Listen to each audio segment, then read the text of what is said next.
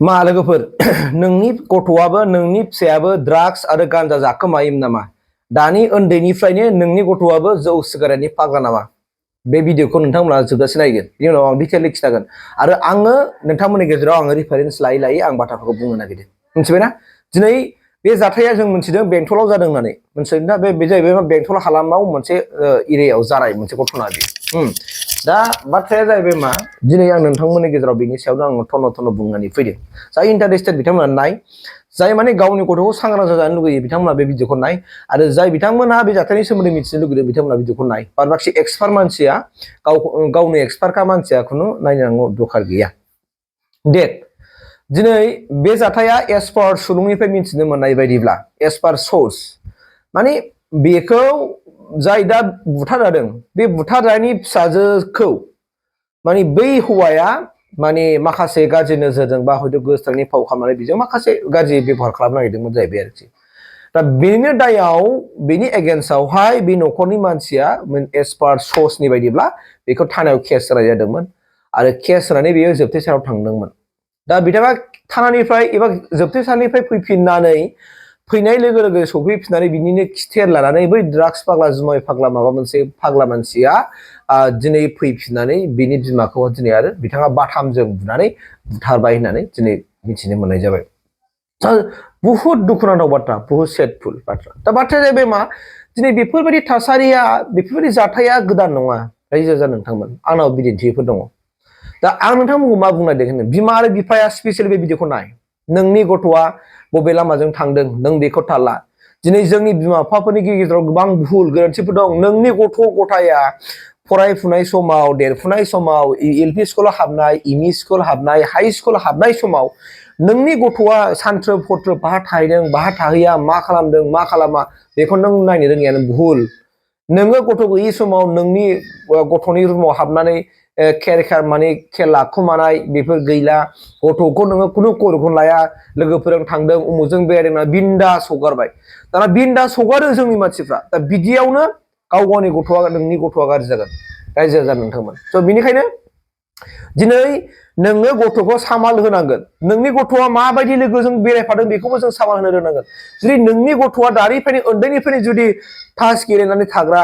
जौ लोंनानै थाग्रा बेफोरबायदि सुबुंजों जुदि बेरायफाबाय थायोबा नोंनि गथ'आ बेखौनो सोलोंगोन खुनु बेखौ होबथानो हानाय नङा मानोना जाय लोगोआनो दायो लोगोआनो सिलिंखार खालामनाय बाथ्रा दं ओंखायनो मोजां लोगोजों थाफायोबा जाय लोगोआ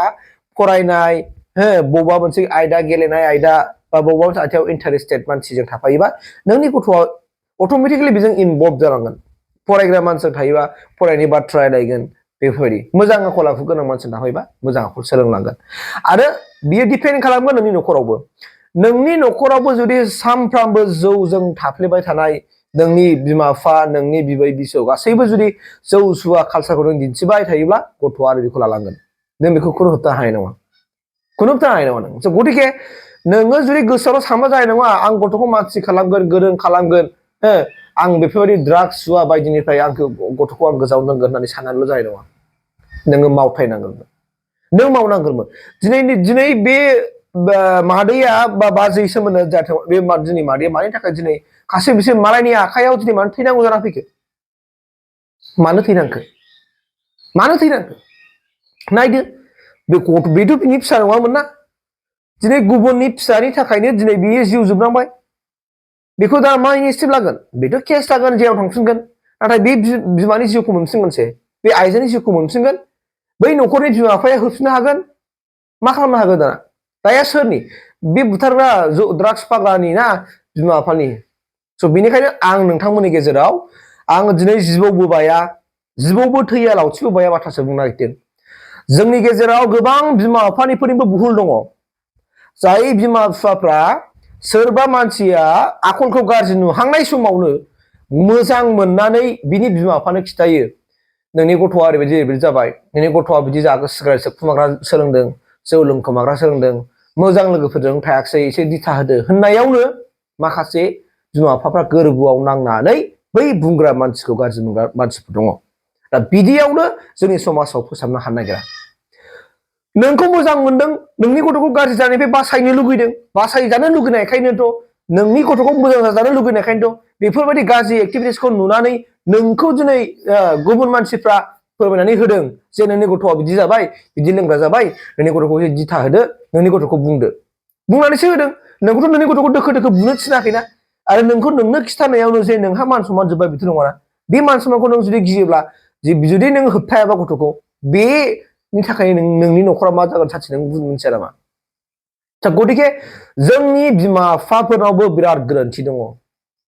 दा रायजो राजा नोंथांमोन बेनिखायनो आं नोंथांमोनखौ अननानै नोंथांमोननि न'खर संसारा मोजां जाथों नोंथांमोननि फिउचारा मोजां जाथों फिउचार जेनेरेसना मोजां जाथों नोंथांमोननि न'खराव मोजां जानायजों लोगोसे नोंथांमोननि समाजा मोजां जाथों नोंथांमोननि समाजाव बेबायदि गिथाव थासारिया फिनजेननो मोना जों बेनि थाखाय जों साफा जों खुद गावनि गथ'खौ नोजोर होनांगोन नोंनि गथ'आ माबायदि लोगोजों लोगो जादों नोंनि गथ'आ बाहा थांदों गथ'फोरनो थांबाबो फैयाखै नामा नोंनि गथ'नि रायलायनाया माबायदि माबेयाव सोलायलांदों नों बेखौ थाल ला आरो जोंनि बिमा बिफाफोरनि गेजेराव बिराद गोरोन्थि दङ जोंनि बिमा बिफाफ्रा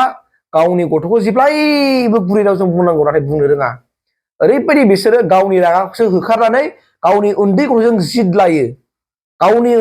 जिद लायो नोंलाय उन्दै गथ'सो आरो नों आंजों बादिनांदों बेफोरबायदि होननानै जोंनि बिमा बिफाफ्रा गथ'खौ बिराद गाज्रि भाषाजों रायो आरो जिद लानानै बिसोरखौ सैमा अमा माबाजों माबाजों रुजुनानै रायो बेनो जोंनि बिमा बिफानि बिराद गोरोन्थि बे रायनायानो जोंनि गथ'खौ नोंनो फोरोंनाय जाबाय नों जुदि गुरै रायलायोमोनब्ला नोंनि गथ'आबो गुरै रायलायनो रोंगौमोन दा जुदि नोङो गथ'खौनो फोरोंखाबाय नों बेफोरबायदि रायलायनो थाखाय अब्ला बे गथ'आ माने सोलोङा जादों जेखौ नुदों बेखौ गथ'आ सोलोंगोन मिथिबायना नोजोर हो नोंनि न'खराव जेब्लायबो मोजां आबहावाजों सोलियोब्ला गथ'आ बेखौनो सोलोंगोन नोंनि जुदि न'खराव जुदि बेफोरबायदि सानफ्रामबो दुमदाखाल हेंथेनजों सोलियोब्ला गथ'आ बेखौनो सोलोंफिनगोन दा बेनिखायनो जों जोथोनगिरि जानानै जोङो बुजिनांगोन जों मिथिनांगोन जों जेब्लायबो गावनि गथ'खौ माबोरैबा जों मोजां मानसि खालामनो हागोन गावनि गथ' गथायखौ जों माबोरैबा फिउचाराव सासे माने रोंखा राखा मानसि जानो हागोन बिनि साबिया बिमा बिफानाव थायो आरो बिनि ओनसोलाव थायो बिनि गामियाव थायो गतिके जोङो जेब्लायबो गावनि गथ'खौ सांग्रां खालामनो थाखायबा नों बेक्तिया बिमा बिफा जानानै नों थाल लाथारनांगोन नोंनि गथ'आ माबायदि जादों आरो नोङो जुदि बिराद जौ लोंग्राबाबो नोङो थाल लानांगोन आरो नों जौ लोङोब्लाबो नोङो सिखोमा बा एसे दोनखोमा माने फिसानि आन्दोआव थानानै नोङो लोंनांगोन अब्लासो नोङो नोंनि न'खरखौ माने रैखा खालामनो हागोन नोंनि गथ'खौ नों मोजां मानसि खालामनो हागोन बेफोरबायदि एक्टिभिटिसखौ जों होनांगोन आरो नोंनि गथ'आव जुदि न'खरा जुदि ड्राग्स जाग्रा जाखाबायबा ड्राग्स फाग्ला जाखाबायबा ड्राग्स एडिक्टेड जाखाबायबा बेखौ न'आव दादोंसै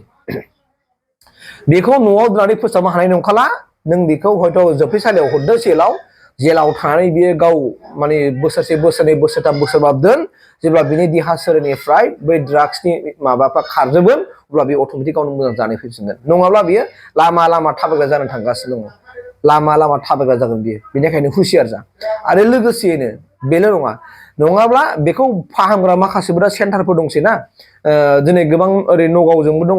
ओमफ्राय गुवाहाटियावबो दङ दा बेफोर सेन्टारफ्राव नोंसोरो कन्टेक्ट खालामनानै गावनि गथ'खौ दोनहैनो नाजा होमबा मोजां जाफिनगोन बोसोरसे बोसोरदा 5 बोसोर 10 बोसोरखौ दोन नोंहा जेबो खहा जाया आरो बिमा बिफाया बांद्राय नायबाय थानो नाङा बे आरो बांद्राय नायबाय थानो नाङा अब्ला गथ'आ अट'मेटिकेलि बै बुस्थुखौ मोनजाला नालाय बे लासैनो मोजाङाव फैफिनगोन नङाबा नोङो जुदि अननानै न'आवनो फाहामनो होननानै जुदि नोङो बे एडिक्टेड जाखानाय मानसिखौ जुदि दोनबाय थायोब्ला बिपद जागोन मालाबा नोंनाव फैसा बिनानै मोनाखै नोंखौनो देगोन मालाबा गारि बिनानै मोनाखै नोंखौ देगोन मालाबा नों दरफानानै दोनदों न'आवनो थैनो हागोन गोबां काहानि जागोन बेनिखायनो हुसियार जाबानो जाबाय बेखौनो आंनिफ्राय नोंथांमोननि साफ्रोमनिसिमबो फोरमायनानै होबाय अननानै नोंथांबो गाव गावनि गथ'खौ जोथोन ला प्लिज